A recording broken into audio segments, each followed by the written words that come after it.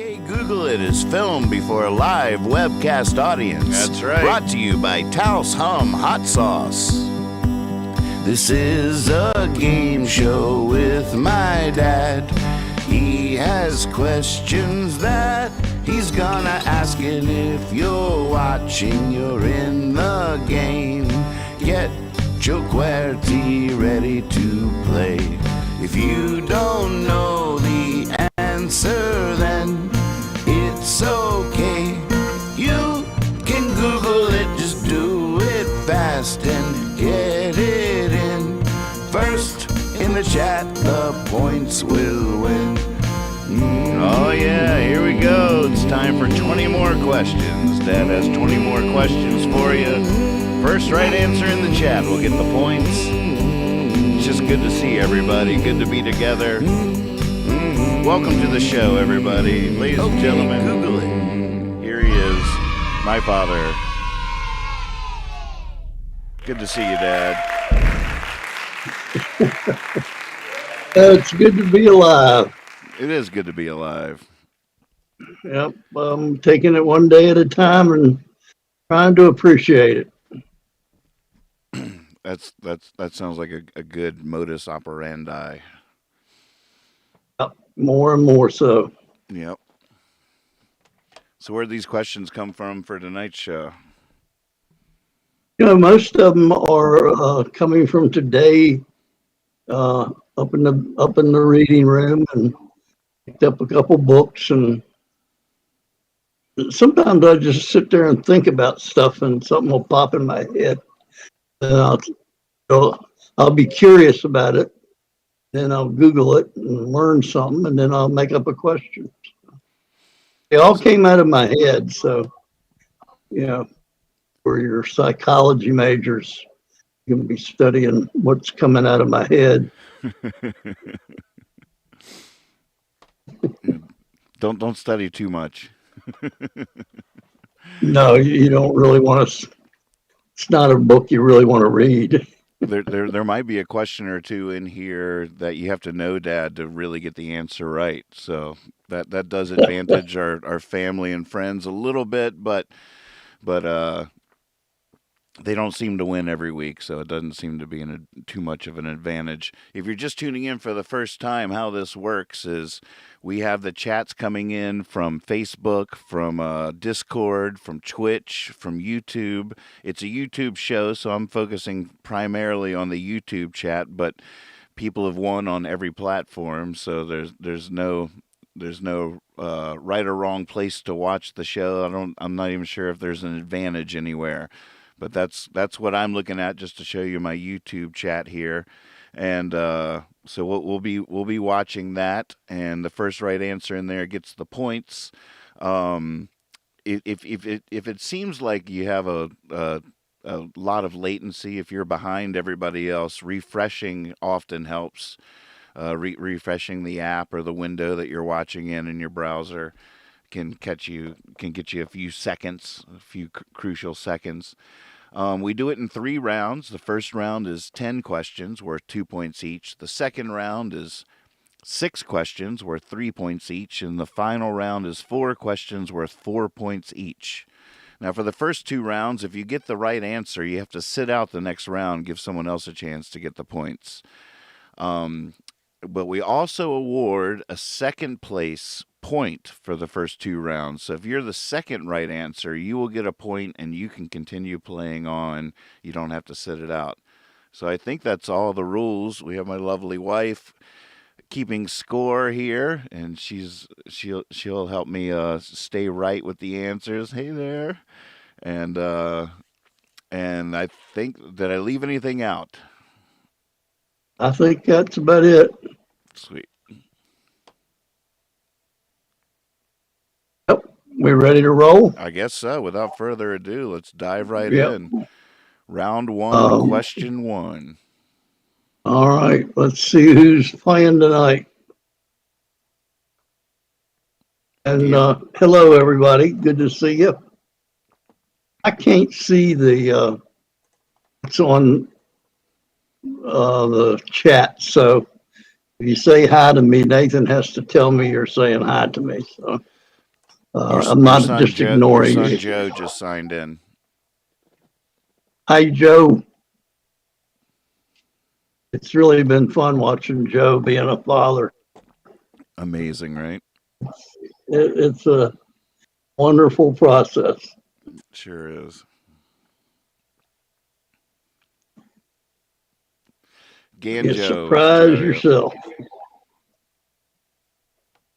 All right. There were my glasses. I couldn't find my glasses. They were on my head, as usual. Right, number one. In 1830, there were 3 billion of them. The last one, Martha, died in 1914. Were they? The last one, Martha, died in 1914. Yeah. You might have to say It's that one very again. sad. You might have to say that one again. All right. In 1830, there were 3 billion of them. 3 billion. The last one, Martha, died in 1914. What were they? All right. In 1830, there were 3 billion of them. In 1914, the last one, named Martha, died. What were they? Corey Park says hello and guesses passenger pigeons. Corey Park, we were just talking about you, and you are right. Really? Yeah. Oh, I always try to read the wrong answers first, but I don't know what's right or wrong. So I was Joe had guessed dodos, and I was thinking maybe that was right, and well, there you go. Corey Park on the board with a point. Passenger Well, we pigeons. still got second place coming. How does one distinguish? I mean, there's still pigeons. Okay, so S and C in Virginia with the second. No. CB Mead with the second place point. Way to go, Carl. Good job, Carl. Tell us a little bit about what makes them different than a pigeon. Well, the passenger pigeon was looked a whole lot like our mourning doves, but it was bigger, and they were a very common bird. Obviously, the stories back in Mark Twain would write where they would blacken the sky. There were 3 billion of them. They were like English sparrows. They were just everywhere. They were big pigeons, and they migrated, and they went to the wheat fields and all that. We started shooting them and eating them. We had pigeons for dinner for a long time, and they were so easy to kill. They weren't aware about guns or anything, and killed them all. All of So them. the last one was. There are no passenger pigeons. They're an extinct breed. Killed every one of them. So are those the same pigeons that they used to tie notes to and they would carry them? That's different. Those are homing. Those are totally different. That's the homing pigeon. They're not related. They're more like mourning doves than they are pigeons. Our pigeons. I'll say that they had Martha was the last one she was in the St. Louis Zoo for years. Wow. So you would go and see Martha so you could see the last passenger pigeon. Unbelievable. Well, they must have been delicious. Yeah, and they must have been easy to kill. Oh, man. What a sad story to open up with. Martha. Oh, Martha. Let's have a moment of silence. Yeah. Well, I was thinking when I said that might be a good thing for a DNA expert to some Martha's DNA and start the species back again. Yeah, let's bring him back. We can do that. Yeah, it's least we can do. All right. Fascinating. I thought that was interesting. Yeah, Question that was number 2. interesting. Number 2. Where is Gonzaga University? Where is Gonzaga? Gonzaga. Gonzaga University. The Zags, #1 basketball team in the country.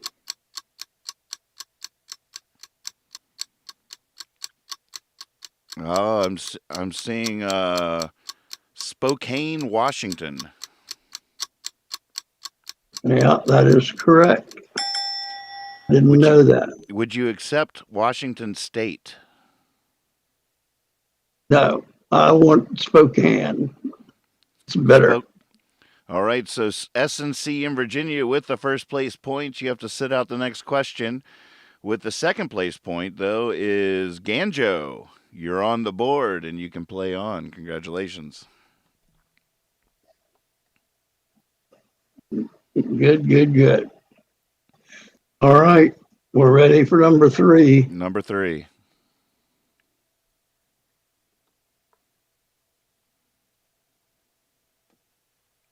This gentleman was born 78 years ago in Norfolk, Virginia. He's got nicknames the Midnight Idol and Mr. Las Vegas. Who is Wow. Born in Norfolk, Virginia, 78 years ago. Goes by the nicknames, what were they again? Mr. Las Vegas? Mr. Las Vegas and the Midnight Idol. The Midnight Idol. Wow. I'm the American Night Owl. I feel like I have an affinity for this guy. We have some people from Norfolk. Yes. Stephen Fisher says, seems like I should know. And Corey Park says, Wayne Newton. And that is correct. Yes, right answer. Way to go. They came to play. Corey Park with on the board with Wayne Newton. You have to sit out the next question. Second place point is CB Mead. I think Carl has a certain strategy going on here. He realizes he can just rack up second place points all night long and not have to sit out a question. Good strategy. That's a good strategy. The Parks have taken an early lead here in the game. We're going to continue with the Wayne Newton motif. You know who Wayne Newton is now, right? Oh, yeah. Yeah. Oh, you know Wayne. You opened for him, didn't you, in Las Vegas one night? Oh, yeah. We did a whole string of shows. Yeah. Oh, all right. Here's another song related. Another question related. What was his most famous theme song? The song he's known for more than any others. What was Wayne Newton's hit? His theme song? He did have a hit. It was really weird, but this is his when that comes out on the stage theme song to start the show and right, all that. Sort of like Willie Nelson's Whiskey River. Right, Willie Nelson for years apparently would open every show with Whiskey River and would end every show with Whiskey River. Perfect. Coming and going. Nothing wrong with that. Whiskey River, take my mind. Yep. I see. To Be Loved by You. No. Daddy, Don't You Walk So Fast. Yeah, that was the weird one, but that's not the theme song. He had a hit with that one. I want to hear that song. I don't know that song. I haven't heard it in a long time. How about Donkashane? Donkashane is the one I was looking for. That is correct. Right answer. CB Mead with the first right answer. Congratulations. And S&C in Virginia with the second place point. Play on. Walking Trout Farm just walked in the room. Good to see you guys. We showed Silas before the show tasting his winnings from the last show with that great look in his eyes. He texted me just out of the blue the other night and was like, "Oh my gosh, this peach habanero is unbelievable." I hadn't tried it yet, so I immediately got out the chips and dove into the peach habanero.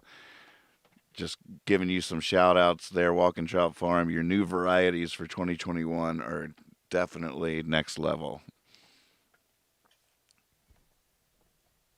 Sorry, Dad.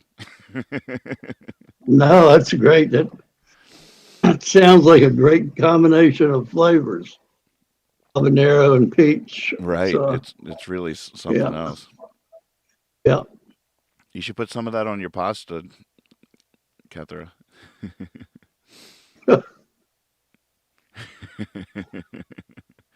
All right, we're going to stay with that. Number I'm going to 5. stay with another 5. I wish I could come up with. I have 2 more questions. I'm going to go with this. Dankeschön. If you have Dankeschön, can you sing any of that? Dankeschön. That's all I got.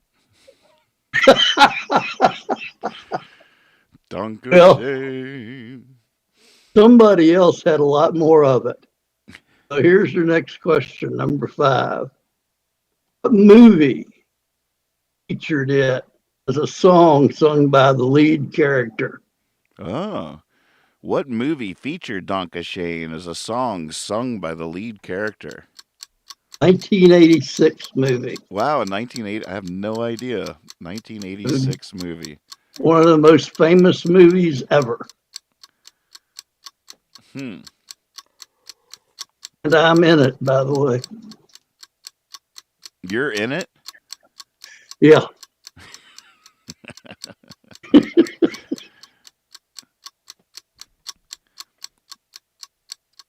How about Ferris Bueller's Day Off? That is correct. That is the right answer. Bam. And Remember on Cousin Eric with the first place points, and S&C in Virginia with the second place point. Yeah, that was.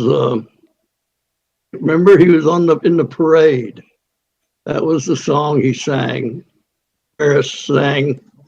He got on the lead thing, floated to parade. Get that? You have that image? I don't think I've seen that movie since 1986. Okay. It's a classic moment. But there's also, in 1986, a student came in one day and said, "Saw you last night." I said, "What do you mean?" He said, "You're in a movie." He said, "I saw Ferris Bueller's Day Off, and you're a character in it." And I asked him what he meant. He said, "There's a scene in the movie where you rush by, and it's in the movie somewhere where he's dancing, probably in that Dankeschön clip area, in that somewhere in there, that he's singing and people come dancing by. And one of the characters that dances by is a fat guy with a beard." And this guy said that it was me. And I actually later on, years later, I tried to find it, and I did find it. And you know what? The guy did look like me. I'm thinking, I might have had another life that I was living, that I'd pass out, go live this other life. And I don't know. That was one theory. Wake up at 5 in the morning. What did I do last night? Oh, apparently I was in a movie. And I wake up at 5 o'clock and I'm singing Dankeschön. And I'm just saying, why? I don't even. Now, here was another question. Save it there. We'll go move it on. Cousin Eric says, Sophia made me watch it yesterday. just yesterday. Well, go back and see if you can find me in it, Eric. Sophia has a job.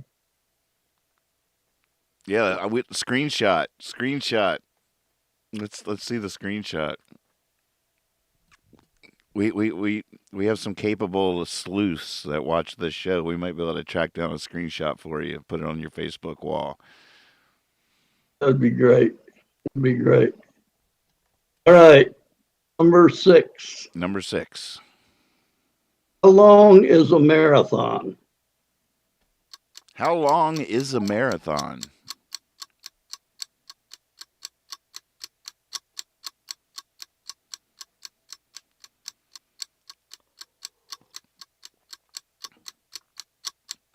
Oh, Daniel Moore is in the house. He guesses 23 miles.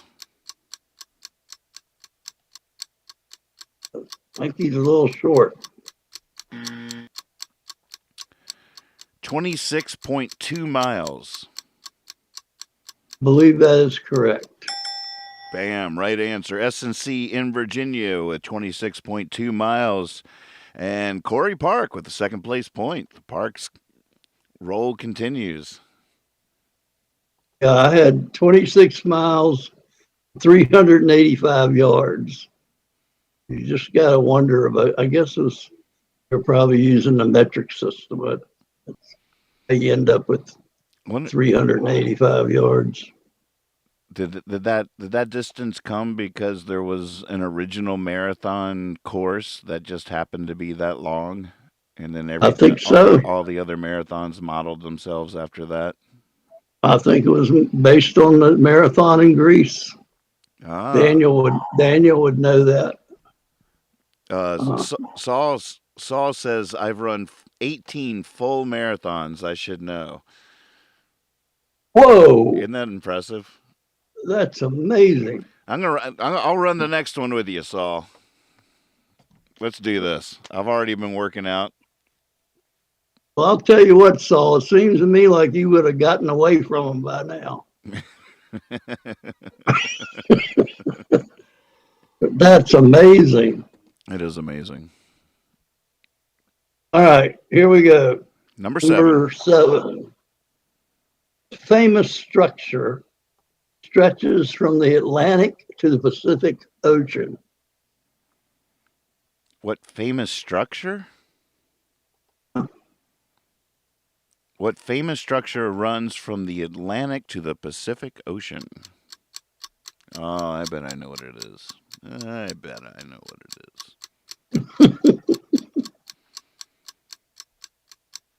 You think it's a trick question?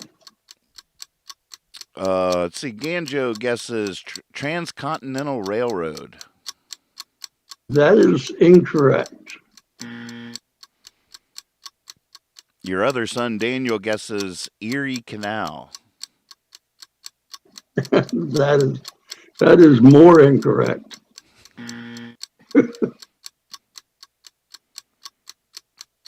Transatlantic Railroad. No. Ooh, Russ Moeller. Remember Russ? My buddy from college? Oh. I believe he took that picture of me, Joe, and Daniel up on the quarry that's always been on the wall. Oh, really? He guesses Panama Canal. He is not a guesser. The guy that knew something. Bam! Russ on the board. Way to go. Unfortunately, oh wait. All right, Stephen Fisher got it in there first. I see what happened there. It was a little autocorrect action, but it is right in there. So Russ gets the second place point. Cousin Eric with the first place point. Panama Canal is correct. Did you see the meme I made about the little bulldozer trying to dig out that ship that was stuck in the Suez Canal? I'm helping. I'm helping. Well, he got it off. That's been quite a story to follow there. It was a nice little. I know it was really traumatic for a lot of people, but it was one of the more fun to watch news stories of the last year. I didn't stay with it very long. Yeah, I didn't Looks really. like a bunch of big boxes on a boat. Yeah, it was a huge boat, that's for sure. Yeah, that was impressive. All right. Let's All right, see. so Russ, if you're just joining, because you got a second place point, you get to play on. Whoever wins the first place points has to sit out the next question. That's one of the rules we have going on here, just to keep everybody in the game. All right, Dad. Question number 8. Let's see. How do I want to phrase this? Um,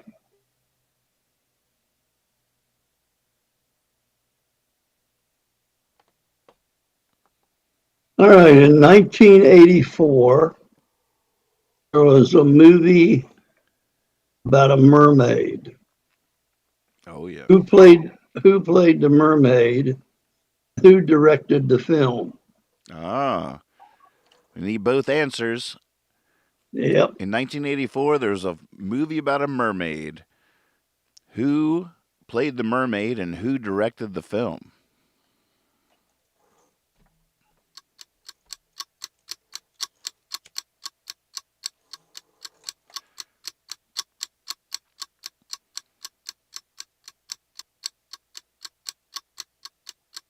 Let's see. Daryl Hannah and Steve Spielberg. No. Yes. Daryl Hannah and Ron Howard. That is correct. Right answer. Very good. Yep. And the movie was called Splash. So we're looking at CB Mead with the first place points. 2 points to you. You have to sit out the next question. And John Dotson with the second place point. Daryl Hannah, Okay, Ron Howard. John. Way to go, John. Good to see you. John's in the house. Hey, John. All right, we're ready. Apparently, Daryl Hannah at one point was given the amusement CD, and she listened to it. It was back in the day, but they were like, Daryl Hannah heard your record last weekend. Very good, very good. Just one of those little things. You're like, wow, okay, this is really happening. That's right, because she was real. That's right. She was definitely real. I remember her fondly myself. Number we on? Let's see. Looks like number 9. 8. Number 9. What is the common name of the disease doctors call rubella? What is the common name of the disease doctors call, what was it again? Rubella. Rubella.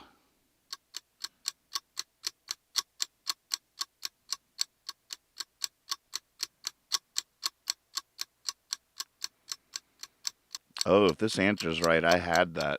There's a picture of me in Joe's bathroom with this very condition.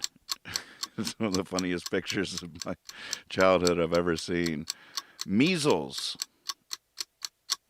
German measles was what I had. Oh, Yeah. I thought again I was picking the wrong answer. That's the right answer? I thought it was mumps. Not mumps. Measles. Uh-huh. Well, if measles is the right answer, that means Corey Park, the Parks, again on the board with the first place points. And the second place point awarded to S&C in Virginia. Congratulations. Let's look at the scoreboard for a second. Look at this. What a race.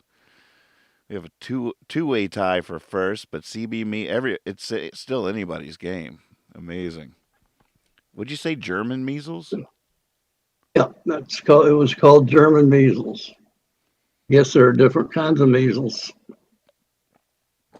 Yeah, I thought you were. When I saw everybody guessing mumps, there's this really funny picture of me up in the bathroom out at Joe and Hunter's of me with my puffy. I look like a chipmunk. Do people get mumps anymore? I haven't heard about it. I think they pretty well knocked it out too. That's cool. All right, Yeah. last question, round one. All right. With Easter, here's an Easter question. Easter Island is part of what country? Easter Island is part of what country?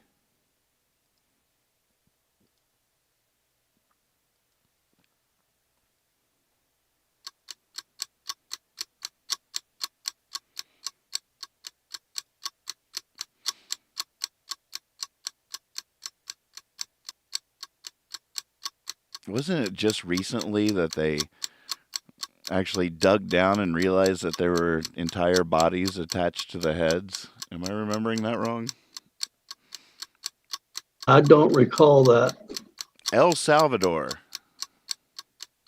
No, Argentina. no.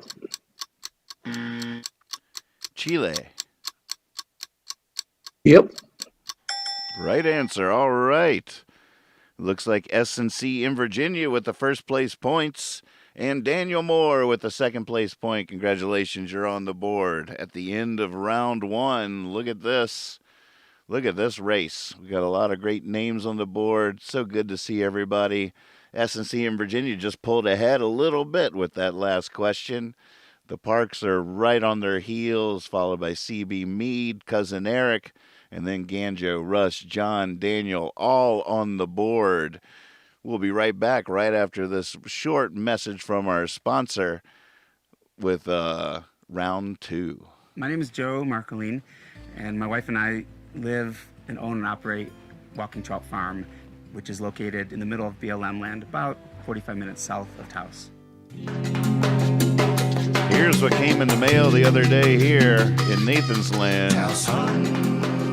Got this beautiful care package. Make it hot. Hot sauce. They want me to taste this hot sauce, so I'll sell it appropriately, and it's been a brilliant plan of theirs, because once you try it, you tend to talk about it. Look at all this. I just couldn't believe it. Wow.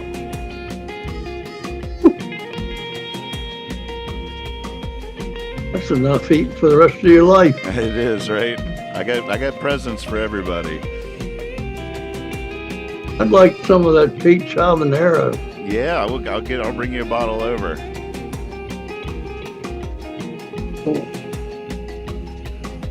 I love the packaging too. The Maker's Mark dipped in wax, caramelized cayenne packaging. That must have been so fun to have that happen. And yeah, anybody can get a 20% off by using the code word hippie at TaosHumHotSauce.com. All right, back to the show. Round number two. All right.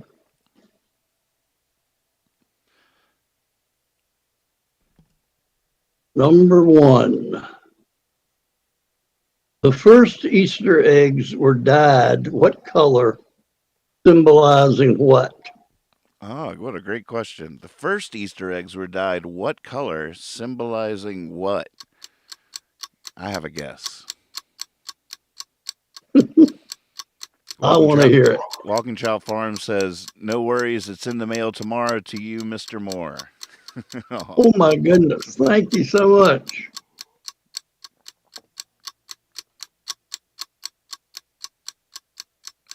Okay, so we got some fun guesses coming in here. Purple for royalty. Nope. Daniel Moore says red to ward off evil.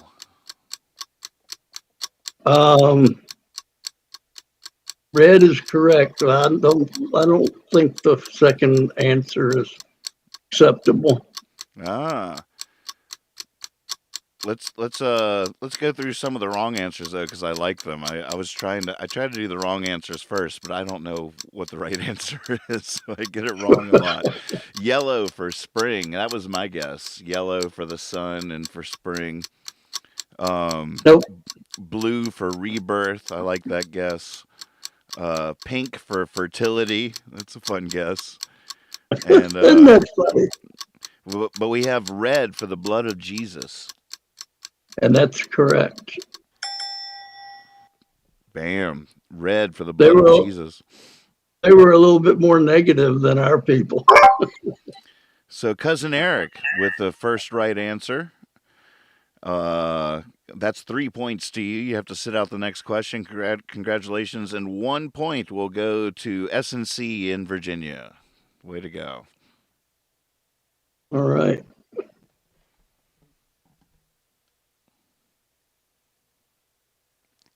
Ready?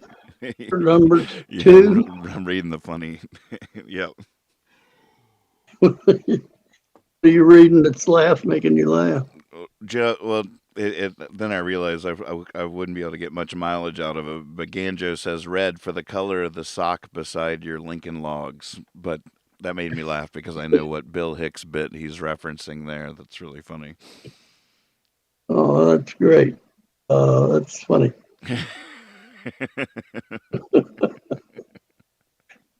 All right, here's the second question. What was the name of that guy who was on the cross? And they said, we'll let one of these guys go. And they said, let this guy go because we want to kill Jesus. So they let this guy go. What was his name? I can't remember. Why did they let one go? They were just playing a game, make Oh. people feel bad, funny. Gotcha. As they do. They were Romans hanging around with the common people. Just being jerks. Yeah. Daniel Moore guesses Barabbas. Well, if he's from neck of the woods I'm from, his name is Barabbas. Barabbas, of course. Barabbas is the right answer there. Barabbas is the guy. So that's 3 points to Daniel Moore. Congratulations. You have to sit out the next question. John Dotson with the second place point. Way to go. All right. Barabbas. Give us Barabbas.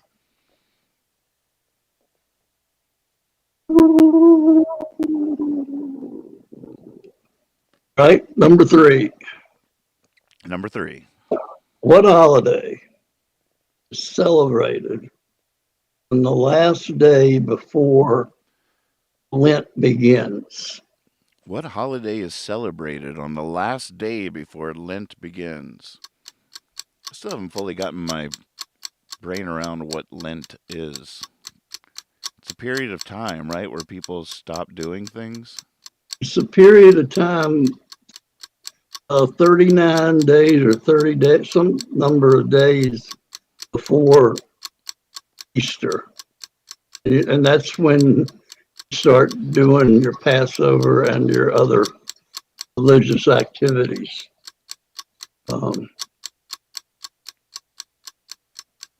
Fat don't know much about Tuesday it is a either. guess. Fat Tuesday.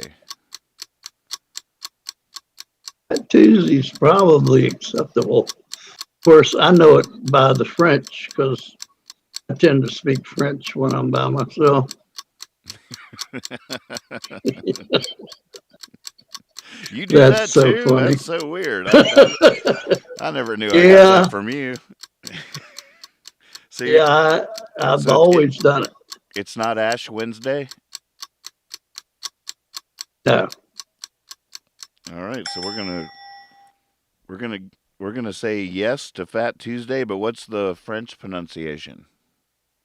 Mardi Gras. Mardi Gras. Woo! I feel like I should have a special sound Mardi effect. Mardi Gras starts the day before Lent.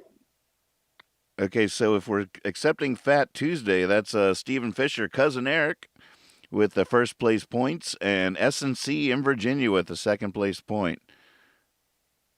Fishers have to sit out the next question. Way to go. Lot of right answers there. A lot of Mardi Gras.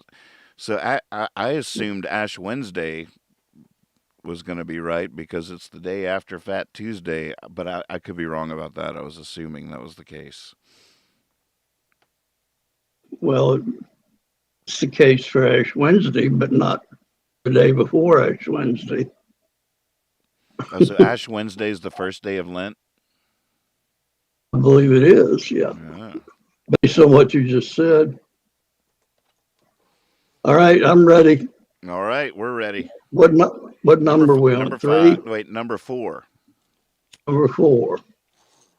Like a group of horses is called a herd. They have terms for groups of things. The worst one ever was a murder of crows. That's the first one I thought of. I hate that. Here's one for you. What is a group of cats called? Ah. Is it the same for lions? No, Because I always loved the pride of lions. not a pride, but I like that too. That's a good one. Yeah, but murder of crows is it's eerie. It's such an interesting linguistic thing that happened there, where it seems like certain words were given a whole new role in language. Yeah, it'd be interesting to see how that happened. Right, because it seems to be a common It might practice. just be one guy. It might be one guy that is writing a dictionary that did it because he's weird. Russ Moeller guesses too many. Too many of cats. I would be the first to agree with him. We might just change the name because it's such a good idea. Daniel guesses pride. I sort of ruined that guess. Herd. A herd of cats. No, A clouder of cats. that is correct. I've never heard that in my life. A Me clouder? either. How do you spell it? There's another word too. Clouder? What does that word even mean? There's two words for it. One is clouder, Clowder. I have no idea where it's derived. And the other one, it's called a clutter. Clutter of cats. Ah, like Clutter? Yep. Cloud. All right, so will we accept Clouder? Yeah. CB Mead with the first place points. That's 3 to you, Carl. And Corey Park, the Parks, with the second place point. Way to go. Clouder. Never heard of that. Does that word exist in any other way? Not that I know of. Interesting. Here's an observation. Just deduced that CB Mead uses a voice activated device to get his data. In other words, I think he's asking Alexa, because if he had read it, he would not have misspelled it. Hearing it, he would say CLOU. It's actually CLOW. Right. But actually, Carl spelled it right. It was the Parks that spelled it with a cloud in it. Well, then I blame them for being audio instead of visual learners. There's nothing wrong with that. I wasn't. No, that's just part making of it the up. I was just trying to impress you with my deductive powers. Sherlock Holmes in the house. I've been reading Conan Doyle again. All right, number 6. Yeah, last question, round 2. 1979. Well, if you don't remember that. 9 years old I was. The third most famously recognized man in America. Nixon was number 1. Billy Graham was number 2. And this gentleman is number 3. The third most recognized man in America in 1979. The first was Nixon. The second was Billy Graham. Now, Who was I, number I 3? don't think you have enough information. I'll give you hints. One hint is he was on television a lot. And we have some guesses coming in. How about John Wayne? No, yes, I would have guessed that. How about Elvis? No, How about Harrison Ford? no, nobody's going to get it until I. How about Billy Carter? No, How about Johnny Carson? no. Those are great guesses, but These are great guesses. I'm enjoying the guesses. Robert Redford. Don't have enough information. Listen to this.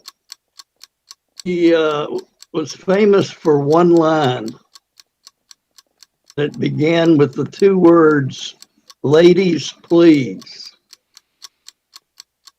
Ladies, please was his famous 2-word line. Burt Reynolds. No, it was a whole sentence. No, George Hamilton. no, Howard Cosell. no. These are great guesses, though. Is anybody's race here? We got Howard Cosell. Robin Williams. No. Bill Wilder. Ladies, please. Don't. Henry Winkler. No, getting closer, though. Hey. Ladies, please don't squeeze. Oh my goodness, you're kidding me. I feel like the right Marlon Brando. No,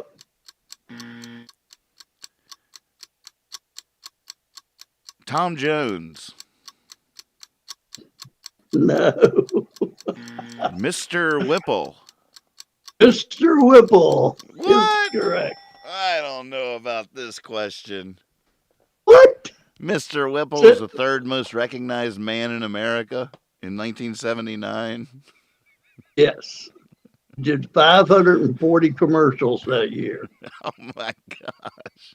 And he always said, ladies, please don't squeeze the Charmin. Yeah, that clue definitely got him there. Cousin Eric, That's it looks like, with the first place point. That's my cousin. It's not. And It's your cousin. A look, nephew. and the Parks with the second place point, as far as I can tell. Eric, I'm very proud of you for knowing that. So Mr. Was that his actual name in real life? No. Nobody ever knew yet.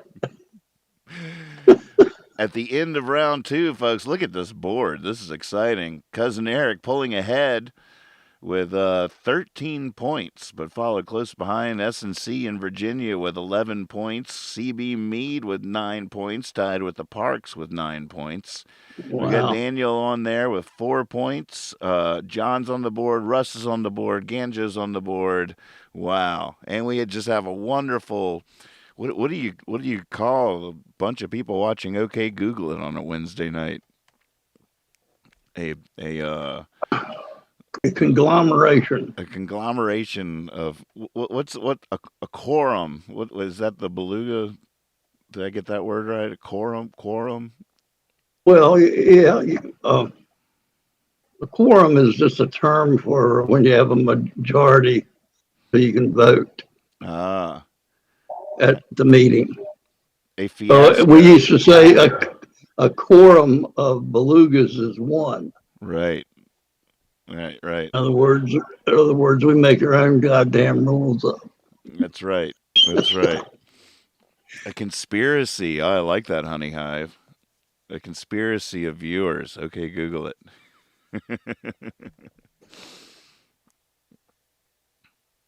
All What a right. fiasco. A fiasco of yours. I love that too. Dana's in the house too, Steve. Hey, Dana. Hey, Dana. It's not too late to Dear. catch up. It's not too late. We have one round left, 4 questions each. You don't have to sit out. What? Wait a minute. Give me a minute. I got to go make a phone call. You phoning a Call friend? her, call her up and give her a couple answers. Give her a heads up. So there's 4 questions worth 4 points each. The lead person right now is cousin Eric with 13 points. So with 16 points total possible in the last round, it is still anybody's game. So anybody signing on to watch right now, you're still in this. Get your fingers over the keys, and here we go. Final round. Number one. Number 1. How many's in this one? 4? 4 questions. Yep. Yeah. Okay. What duo became more famous for their song, The Beverly Hillbillies? Ah, great question. What duo became even more famous when they penned the theme song for Beverly Hillbillies? Come listen to a story about a man named Jed. Something barely kept his family fed. Then one day he was shooting at some food. It's probably a passenger pigeon. And up from the ground came bubbling crude oil, that is, Texas tea. Here you Flat go. and Scruggs. Yes, sir. Yeah, baby. Flat and Scruggs is the right answer. Honey Hive with the Benevento Russo duo. Good guess. Sorry I didn't sneak that in. Really good guess. CB Mead with the 4 points. Flat and Scruggs is the right answer. Daniel Moore with... Oh, wait. We don't do second place points in the third. I guess we can. Sure can't hurt anything. Yeah, go ahead. Yeah, Daniel Moore with the second place point. Oh, my Point's goodness. a point. Question number All right. 2. Number 2. Let's see. How did I want? What was the name of the? And I actually picked this up and read it. It took about a week, but I actually reread this in my library. It's very interesting. But what book, story, novel was the name of the one in which Sherlock Holmes meets Watson the first time? Ah, what was the name of the Sir Arthur Conan Doyle book where Sherlock Holmes meets Watson for the first time? There might be some Googling going on out there for that. Oh, while we wait for the right answer to come through, Kethra, Ganjo has requested his 1 point be drawn horizontally so it doesn't look so sad in there amongst all the others. There you go. Yeah, inflate that thing. Let's make it look like a big point. It was a huge point. There you go. Upgrade, leveled up. All right, we got some guesses coming through. Let's see what we got here. Study in Pink. No. Can't imagine how you'd miss that. Study in Scarlet. That's correct. Oh, so it wasn't Hound of the Baskervilles, which I was thinking might have been right. A Study in Scarlet is the right answer. So here we go. Corey Park. The Parks on the board with the 4 points. Second place point awarded to Russ Moeller. Oh. I've never read any of those. Are they actually good reading? Oh, they're fun reading and they're easy. And I mean, he's a good writer. It keeps you going. He does a good job. This one was so fascinating because the whole last third of it he pretty much solves the mystery.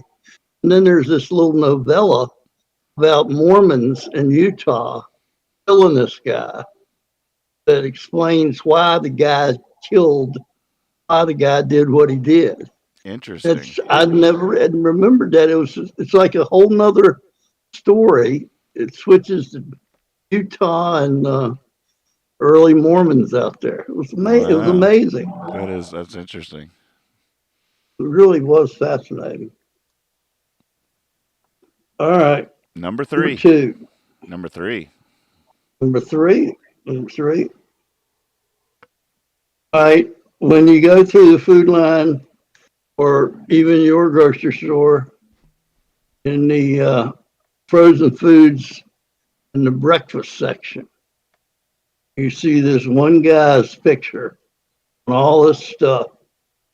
And the question is, what did he make? What song is he famous for? What song?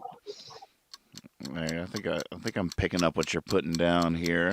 So if you're in the breakfast food section and you see this guy's name all over the place, they're all saying Jimmy Dean, but that's not the question. The question is, what song was he famous for? Everybody's guessing Jimmy Dean sausages. They're right on that front, but that's not the question, correct? Right. Oh, is that true? I'm seeing the guess Big Bad John. Yeah, that's correct. Wow. A big bad John. Bad John. No one could get low enough to sing along. At the bottom of this mine lies a big man. Big John. A big bad John. That's all I got.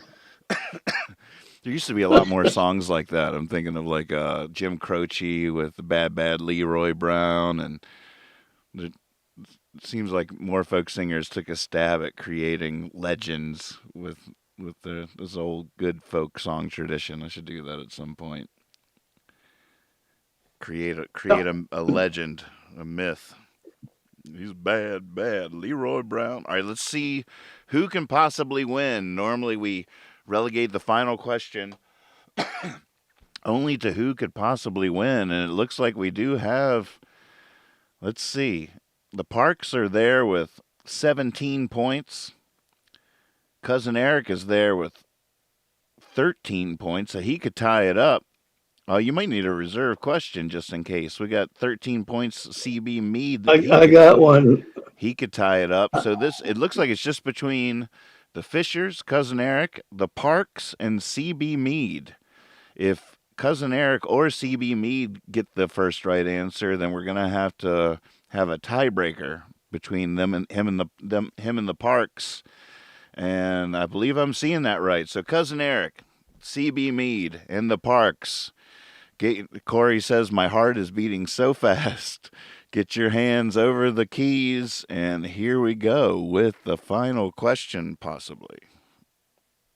Well, you're all winners in my book. Yeah, I'm proud exactly of right. it. That's exactly right. Yeah. All right, here it is. This is a crossword puzzle word. 4 letters. 4 letters. Woody's son. Woody's son. Crossword puzzle. Question, 4 letters. Woody's son.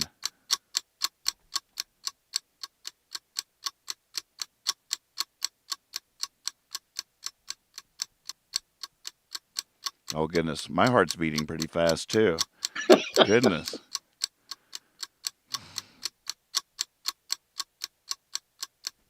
Daniel says, I know.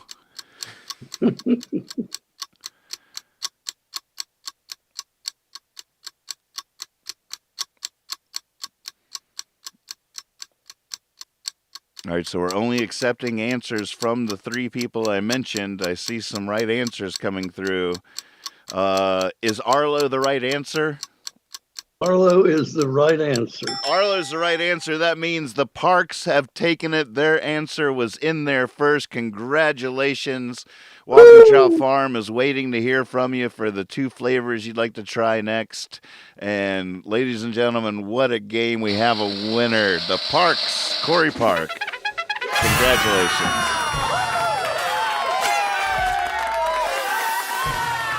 Go Corey. Congratulations. Way to We're go. proud. Good job. Well played. I like it. I like it. It shows your competitive fire still burns. Bright. You gotta love it. There's the board. We save all these. We got a whole a file, a folder, memories. Congratulations. That was really fun. Wow. Well, that was wonderful. Thank you, Dad. I enjoyed that. Good to get out of my head. Yeah. Yeah. Thanks for getting us out of ours too. Yeah, there you go. Well, thanks everybody for checking in, and I enjoyed seeing you. And one reason I did this was to let you know I'm still functional. So this is all I got, but it's enough for now. It's more than enough. Thank you, Kethra. Thank you both. That was so fun. So fun. Thank you, Kethra. Good to see your thumb again. Love you both. I love you. Bye. Heading out. All right. Thank you all for watching. We'll see you next time. And looking forward to it. Thank you, Walking Trout Farm, for sponsoring the show. Enjoy your hot sauce out there, Parks. Silas and I and Cousin Eric highly recommend that peach habanero. But each to their own. I saw some other claims of the superior flavor. Everybody has their own deal. The purple one is a lot of people's favorites. I don't know what to tell you. Good luck. Love you, Dad. Thank you so much. Yeah. Thank you. How do I get out of here? Just hit the red X. Red X. Yep. Like that, he was gone. So he sat on the park bench, started singing a song, and the passers-by man was catching on. Now he's leading the cavalcade all the way home.